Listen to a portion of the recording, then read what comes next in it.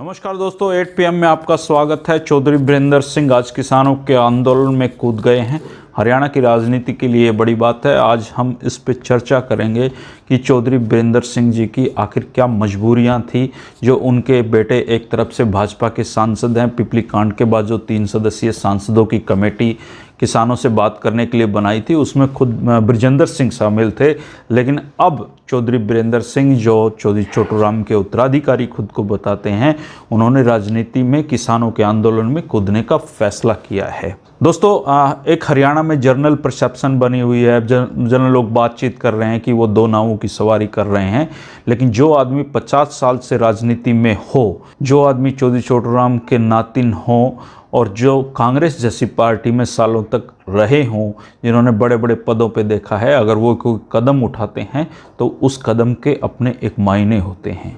आज हम चर्चा करेंगे इस बात पे कि चौधरी छोटूराम की लीगेसी, चौधरी छोटूराम के उत्तराधिकारी खुद को बताने वाले चौधरी बीरेंद्र सिंह जी की आखिर क्या मजबूरियां उनको किसान आंदोलन में खींच लाई। आखिर उनके बेटे की क्या मजबूरियां हैं कि वो अभी चुप ही रहेंगे।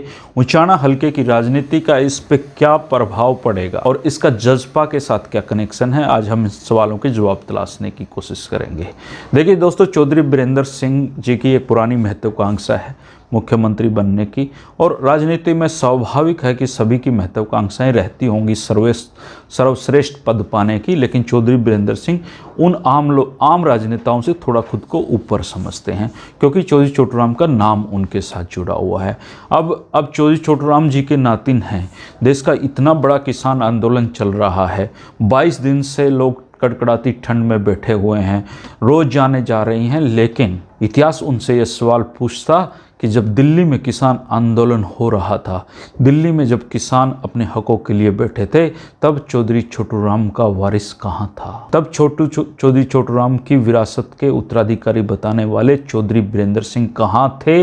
इतिहास उनसे पूछता, भविष्य में ये सवाल उनसे पूछा जाता, इसलिए वो किसान आंदोलन में कूदना उनकी मजबूरी बन गया था।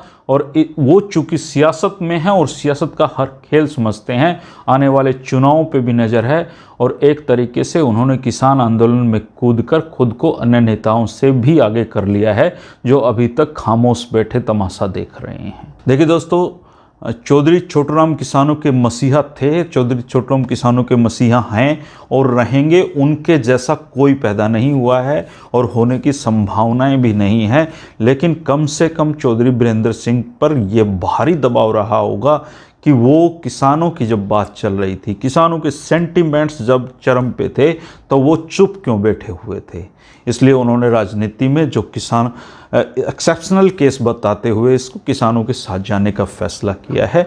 उनके इस कदम के पीछे गणित ये है कि इतिहास उनसे ये सवाल ना करें। देखिए दोस्तों, चुनाव, ये हरियाणा में 5 परिवार ऐसे हैं जो राजनीति में, जिनकी 2nd 3rd जनरेशन भी राजनीति कर रही हैं। चौधरी देवीलाल के पड़पोते आज उप मुख्यमंत्री हैं। तो इन लोगों को रहना तो राजनीति में है। इस बार आपने हरा दिया, अगली बार ये चुनाव जीत जाएंगे, फिर हार जाएंगे, फिर जीत जाएंगे। लेकिन राजनीतिक परिवारों का एक पेशा है। आज चौधरी बीरेंद्र सिंह ने राजनीति की, जो चुनावी राजनीति है, वो उनके अनुसार उन्होंने संन्यास ले लिया है वो करने के लिए। लेकिन उनके बेटे चौधरी बृजेंद्र सिंह सांसद हैं। पत्रकारों ने आज की प्रेस कॉन्फ्रेंस में उनसे पूछा कि चौधरी साहब, एक तरफ तो आप किसानों का साथ देने की बात कर रहे हो, दूसरी तरफ आपके बेटे सांसद हैं, वो क्यों इस्तीफा नहीं दे रहे?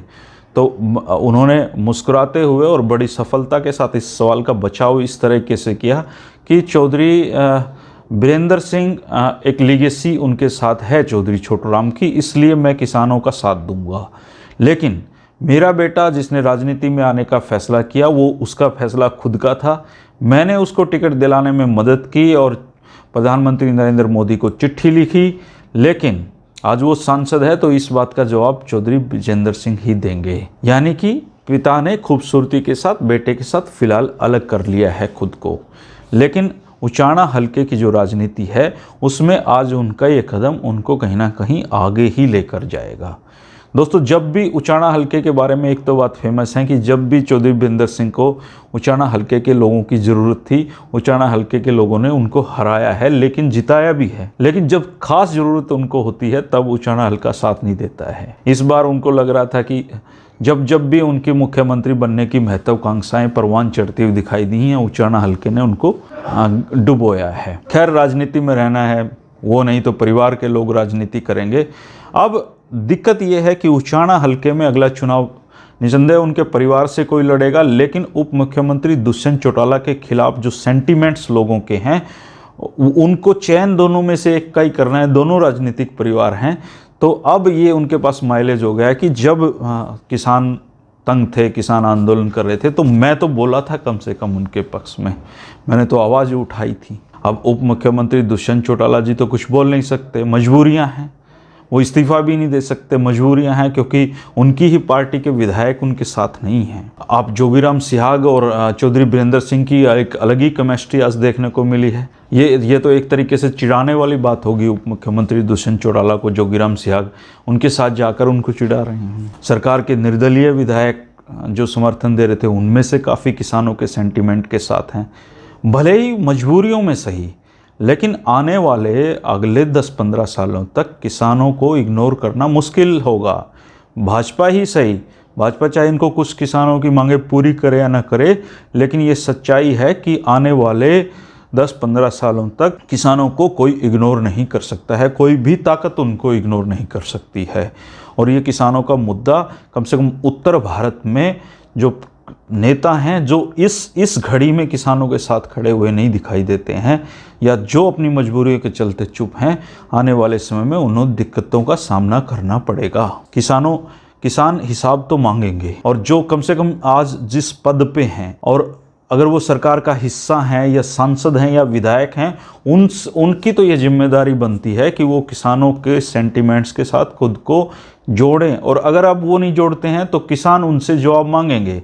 जो लोग सत्ता में नहीं हैं या जिन लोगों को लोगों ने चुना नहीं है, उनकी जिम्मेदारी नहीं बनती है। अब तो जिम्मेदारी बनती है उनकी जो सत्ता के मज़े ले रहे हैं, जो पदों के मज़े ले रहे हैं। अगर वो खामोश हैं तो किसान आने वाले समय में उनसे जवाब मांगेगा।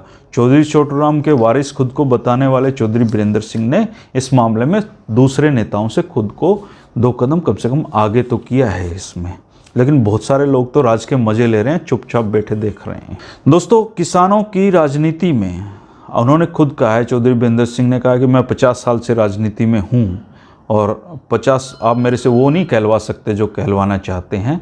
वो समझते थे, उनसे ये सवाल पूछा जाएगा, उनको पता था कि लोग पूछेंगे कि आपके बेटे सांसद हैं, वो क्यों नहीं इस्तीफा दे देते, इसलिए वो खुद जवाब तैयार करके लाए थे।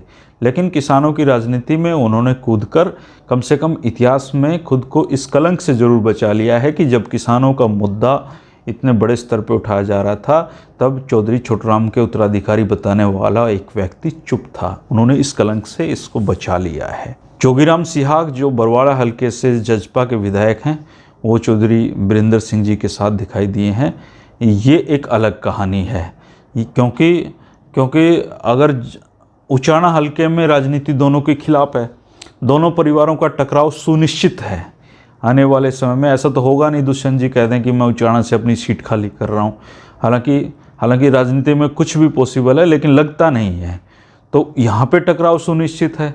तो ऐसे आने वाले समय में जोगीराम सिहाग जो बरवाला हलके के विधायक हैं, चौधरी बीरेंद्र सिंह के साथ उनकी जो केमिस्ट्री है, वो आने वाले समय में नए समीकरण बनाती हुई दिखाई दे रही है।